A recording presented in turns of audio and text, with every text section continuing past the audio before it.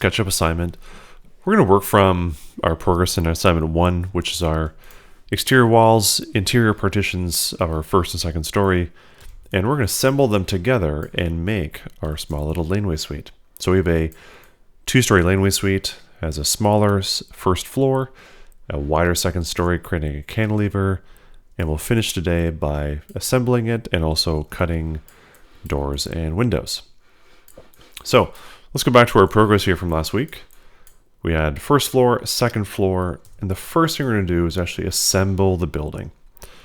Now, to make our drawing a little more organized, you notice here it's quite hard to actually move around this model, come into it, get inside, make door openings, window openings. We certainly could grab the roof, hit M for move, and move it out of the way, and then be able to look inside, but we want to keep things together once we've spent time to do so. So we're going to open 2 menus first. One is we go to Window, open Entity Info. Second is Window, and then open Tags.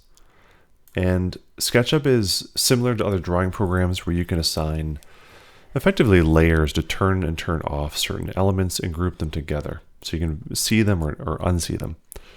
So what we're going to do is we're going to create a new tag for our exterior. So we have a tag set up so far for W1 first floor, so exterior wall, W1 second floor, P1 first floor, and I want a P1, so partition for my second floor. So if I want a new tag, I hit plus P1 second floor. Okay, so I've got nice and tags here, but if I turn them on and off, nothing really happens. Right? I'll turn them all on and off, nothing happens. I need to actually go in and select my groups. So here, I've got my partition here. I'll just zoom in here for you. And I need to go into my entity info, and notice under tag, it's untagged. So that's under the general tag right now. And I can't turn off that base layer. So I want to actually assign that group to P1, so partition first floor. I'll select the other group, put that under entity info, P1 first floor. I'll select the outside wall, and I'll put that on W1 first floor. So now if I turn partition 1 first floor off, it hides. If I turn W1 first floor off, it hides. And that'll work well for us. So if I slide over here and I take a look at my second floor, I'm going to select, change that tag, select my exterior walls, hold shift to select both of them, assign that tag. And now that's all, and little ones here. So W1 second floor. Okay. So I made a little floor platform here. I looked at my drawings. I measured a floor system. I determined the thickness of my floor, made a rectangle that was the same size as the base of my second floor. So now I'm going to grab it, hit M for move, grab by the corner, and stick it on top over here. So now I can come in here and I can grab my second floor. So I'm going to click and drag, and that's going to select multiple objects. Hit M for move, click, come over, and snap it to that corner up here.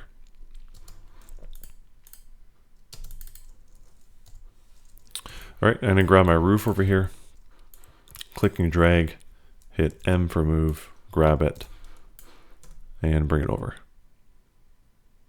There. So now we're kind of assembled here, exactly like we had next door. The only thing you might not have done in your drawing is this little roof section over the dormer. I'm going to close my entity info for a second. So your drawing might look like this, where you have this roof section that is still recessed back, like so. And what we're going to do is, for you to edit that group, is you can double click on the face. So now you're editing that group. Hit L for line, segment where that big broad surface goes across. And now if I hit P, it only extends that middle portion. So extend it, snap it, and we're done. So that's my walls, my roofs, my floors, and I'm ready to start putting my windows and doors in. You notice if I turn on my tags, so window, tags, I can turn off my second floor. I might actually want to add a tag for my roof. So R1 roof. I'm going to add a tag for F1 floor. So then I'm able to actually turn those elements on and off. Okay, so let's assign these tags. So there's, we'll go to entity info again to tell it what we're actually changing it to. So change that tag to R1 for roof. I'm going to select my floor here and put that on F1 for floor. So I close my entity info. Now if I want to turn my roof off, I can see inside, I can turn my walls off. So all this is working pretty well for me. So what we're gonna do now is we're gonna put some doors and windows in here. So we wanna actually create what we have here. And to create doors and windows, it's a very simple process. What we're gonna do is we're gonna replicate this back face here. So this is the same for interior walls, making door openings, the same methods done here. What we're going to do is we're going to take our exterior wall. If we want to put an opening anywhere, I need to select that group of faces or our wall. I double click again to actually select. You can see this dotted boundary box and everything else is grayed out. So now I'm only editing this second floor exterior wall.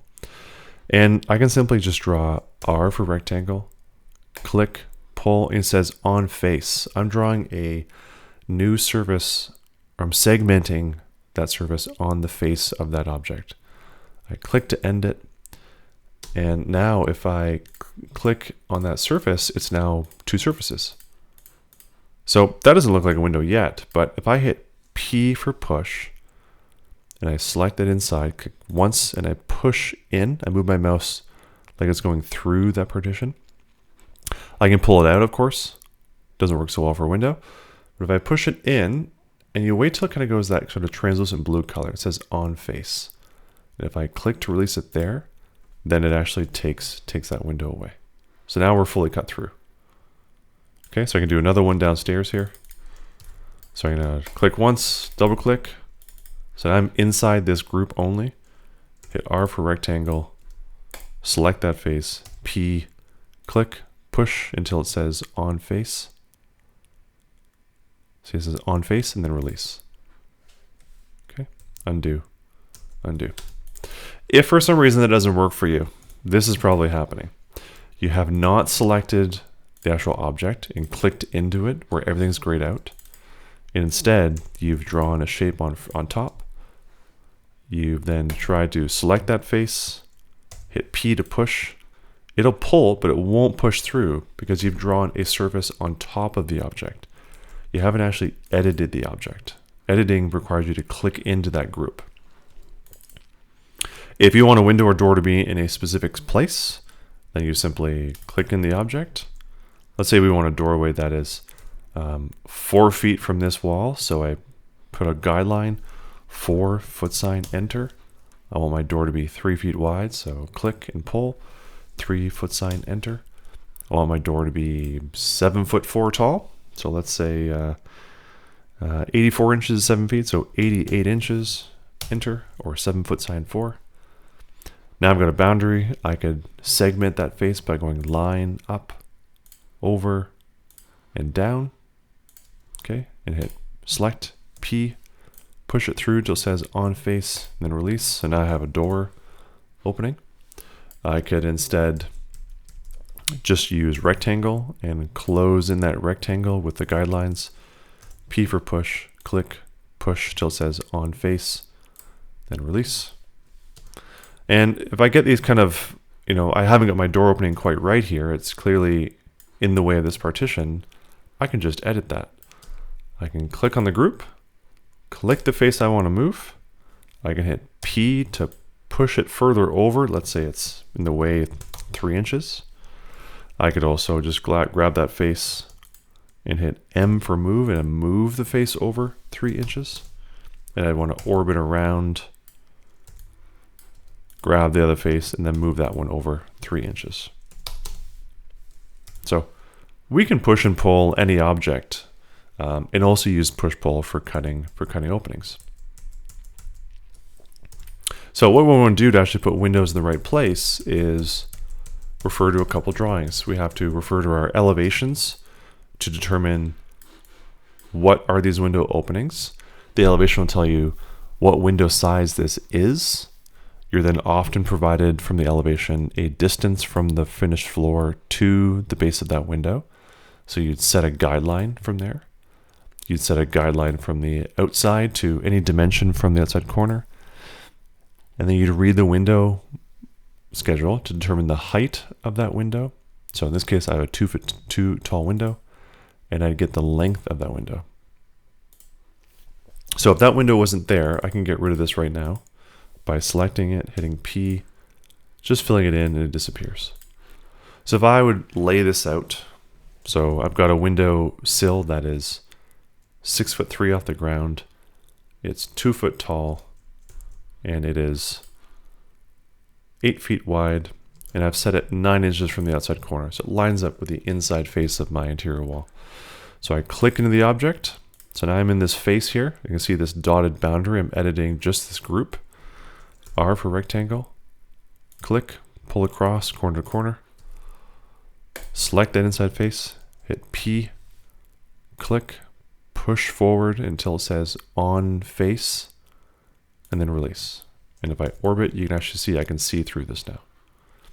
So that's all. That's how we do windows and door openings. If for some reason you've hit P for push and you've pushed it through, but you ignore the on face and you kept pushing, it'll push right into the space and actually create a bump out inside the room. And if you don't push all the way, then it simply just doesn't go through. It just pushes that face in slightly. But for us, we want window openings. We can make windows in our next assignment and create openings. So working around the whole building, lay the window openings out, door openings out. Make sure you're inside the group that you're going to cut an opening through. Hit P, push it through, wait to see on face, click to end it, and then you can lay the rest of those out. So now that I have a model that I have windows and door openings in, I have everything tagged. I can then go into my, my interior of my second floor, which I can, turn off my roof. So turn that off. I can hit O for orbit and pivot around. And if I want a door opening into this bathroom in the front here, I'm going to select that interior wall. So now you can see that's grayed out the rest of the model. I have dotted lines here. And I want this door to be, based on the plan, again, 4 feet in from this side. So I do a guideline, 4 feet. I want that door to be, based on the door schedule, 32 inches wide. So 32, enter. And that door is 6'8" tall, standard 80-inch door. So 80, enter. Hit R for rectangle, click and drag. Select the surface. The new bisected surface, hit P for push, click once, push in to see on face, then release. And now I have a door. Okay, so that's push pull, that's making openings. So first start off by tagging the elements. You can actually turn the layers on and off. Because now if I turn off my roof, turn off my W1 second floor, turn off my P1 second floor. Oh, and I actually assign those groups. So those missing pieces of wall there. I go to window, I go to entity info, and I assign those to R1 roof. Those will turn off because that layer is currently turned off. I can grab that first floor, or second floor rather, and make sure that's assigned and turn that one off. So turn that off. And now I can see inside that first floor. So if I have windows and door openings to make, I can simply click into that object, or that group rather, inset whatever my door is off that wall. Let's say this one's 30 inches wide and it's 80 inches tall, so 80, enter. R for rectangle, click, drag, select P, push it through, and then simply go back and turn on that floor. Turn on the exterior walls, turn on the interior walls, turn the roof on.